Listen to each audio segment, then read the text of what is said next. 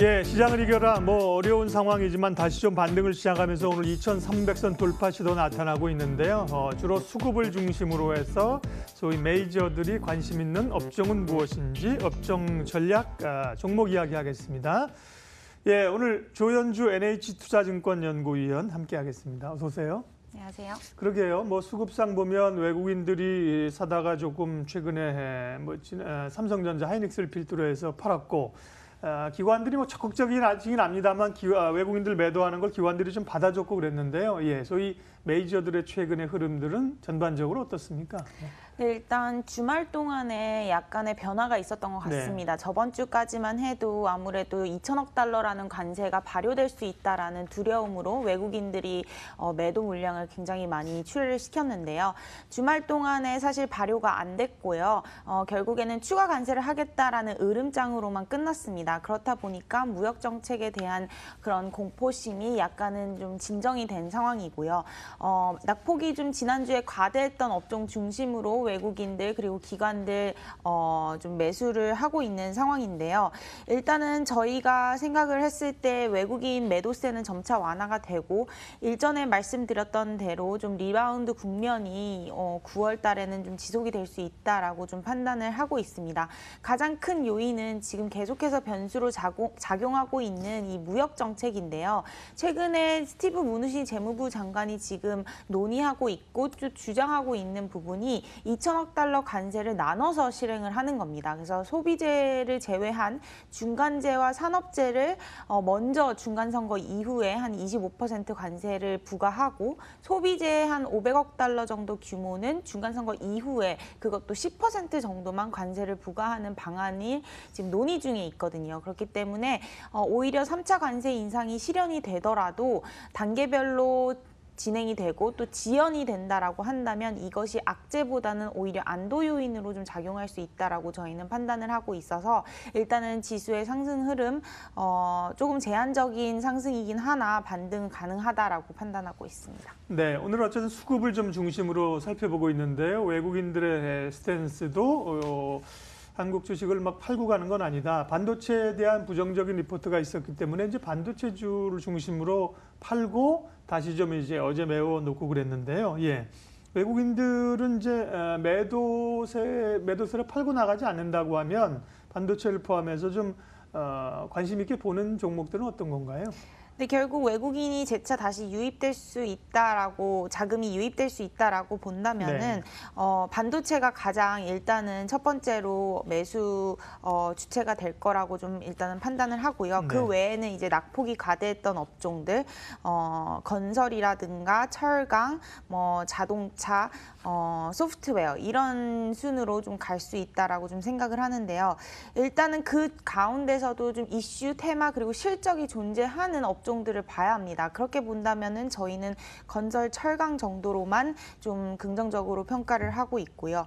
반도체 같은 경우는 업황 논란이 계속 심했는데 사실 데이터상으로 이를 확실하게 증명할 수 있는 부분은 없습니다. 저희는 오히려 반도체 업황에 대한 긍정적인 시각을 계속 유지하고 있는데 특히나 수요단에서 좀 증가할 수 있다라는 부분이 굉장히 큽니다.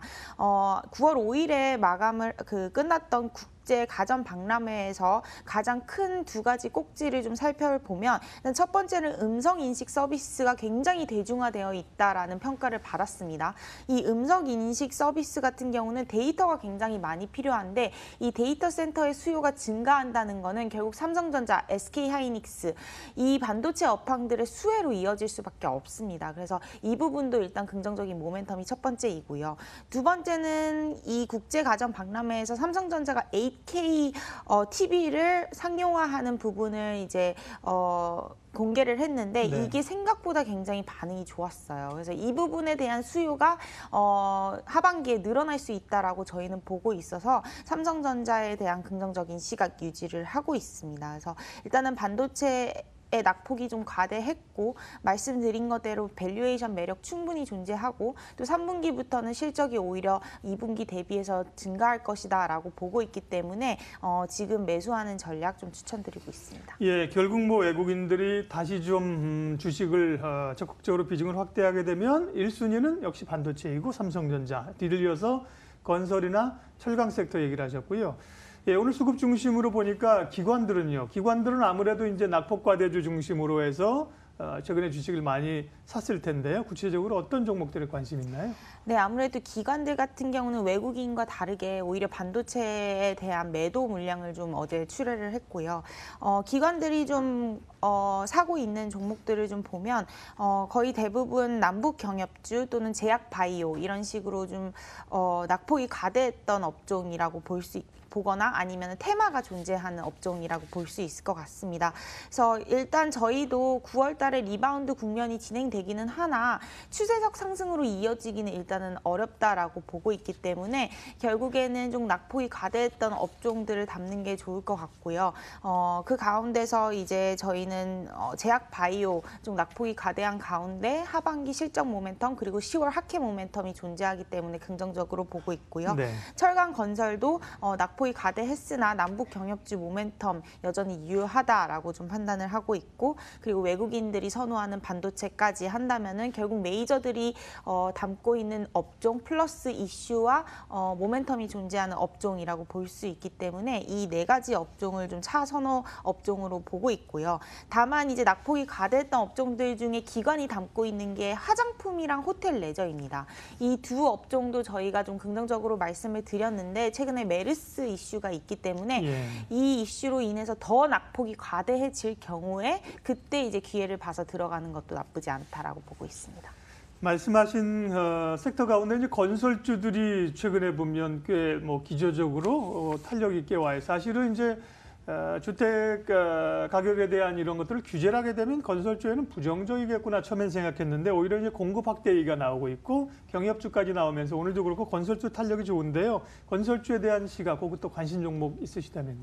네, 일단 건설주의 추가 모멘텀을 좀 받으려면 가장 중요한 거는 이 남북 정상회담 또는 9월 18일부터 예정돼 있는 유엔 총회 이후에 반응을 좀 봐야 될 것 같습니다. 일단 9월 달에 그 특사단 파견의 결과는 북한의 비핵화 의지를 재확인 그리고 북한의 하소연 듣기 그리고 남북 정상회담이 확정된 이 세 가지라고 볼 수 있고 저희가 기대했던 뭐 종전 선언에 가까워지거나 아니면 비핵화의 절차를 뭐 스텝을 밟는 그런 가시적인 성과는 사실 크게 보이지는 않았거든요. 그래서 저희가 좀 추가 업사이드로 보고 있는 시그널은 남북 정상회담에서 이제 북한이 어느 정도 가시적인 성과를 보일 수 있는 뭐 핵 신고를 한다던가 아니면은 뭐 종전 선언을 한다던가 이 두 가지를 좀 저희가 유익 있게 보고 있고요. 이 두 가지가 만약에 남북 정상회담에 나온다 한다면 가시적인 성과를 이룬 거기 때문에 여기서 충분히 더 추가적인 업사이드 여력은 충분하다라고 생각을 하고 있습니다.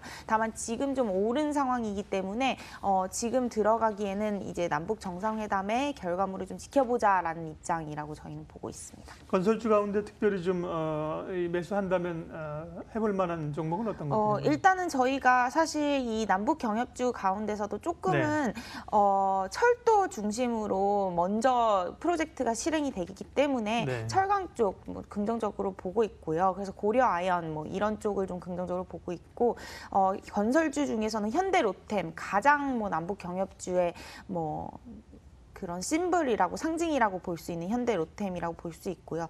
또 하나는 이제 이 남북 경협주가 떠오르면 같이 떠오르는 게 중국 관련 소비주입니다. 한한령 완화가 같이 이루어지기 때문에 저희는 아모레퍼시픽 이렇게 세 개 종목 같은 경우는 좀 긍정적으로 보고 있습니다. 네, 정리 한번 하겠습니다. 오늘은 이제 외국인 기관들 메이저 수급 중심으로 해서 어떤 쪽에 관심을 가지고 있고 갈 것이냐. 크게 네 가지 섹터였는데 1차적으로 외국인들 들어오면 이제 반도체하고요. 철강, 조금 전에 얘기한 건설, 그리고 기관 중심의 제약 바이오 네 가지 섹터를 오늘 이제 집중적으로 말씀하셨고요. 예. 이번 주 뭐 오늘 흐름은 종목별로 나타나면서 나빠 보이지 않는데요. 여전히 이제 무역 분쟁에 대해서 뭐가 튀어나올지 모르고 동시만길도 있고 주목해야 될 이슈들 봐주세요. 네, 말씀 주신 것처럼 미국 기술주들 부진한 상황이고요. 무역 전쟁 그리고 FOMC 통화정책회의 이런 식으로 좀 변수들이 아직까지는 시장에 잠재해 있는 상황이기 때문에 지수의 큰 상승은 어렵다라고 볼 수 있을 것 같습니다. 종목 장세가 굉장히 빠르게 진행이 되고 있기 때문에 이걸 빠르게 대응하기가 쉽지 않은 상황이거든요. 그럴 때일수록 결국에는 중장기적인 관점에서 보고 낙폭이 과대한 종목을 지금 들어가는 전략이 유효한 것 같고요. 가장 이번 올해의 가장 중요한 전략은 싼 주식 을 사는 거라고 볼 수 있겠습니다. 그래서 아무래도 3분기 실적은 2분기보다는 나을 것 같기 때문에 큰 두려움을 가지고 있기보다는 좀 싸다, 많이 내렸다 싶은 종목들은 지금 적극적으로 매수하는 것도 나쁘지 않다라고 판단하고 있습니다. 예, 지난번 이제 9월 전망할 때도 말씀하셨지만 어쨌든 9월의 키워드는 반등이다. 예, 네. 이제 뭐가 반등할 것이냐 거기에 대해서 포커스를 맞춰서 오늘 좀 집중적으로 알아봤습니다. NH투자증권 조연주 연구위원 함께했습니다. 고맙습니다. 예, 지수가 코스피는 4포인트 가량 올라 있고요. 코스닥도 역시 4포인트 가량 올라 있는데 율로 보면 이제 코스닥이 좀 더 강한 거죠. 그러게 지수 자체가 그렇게 강한 건 아닙니다만 보면 이제 종목별로 보면 꽤 지금 2차 전지라든지요, 건설주라든지 상당히 좀 이 기세를 좀 몰아가고 있는 그런 형국입니다. 예, 오늘도 시장 대응 잘하시고 좋은 선택, 수익 많이 내십시오. 출발 마켓은 여기까지 하겠습니다. 고맙습니다.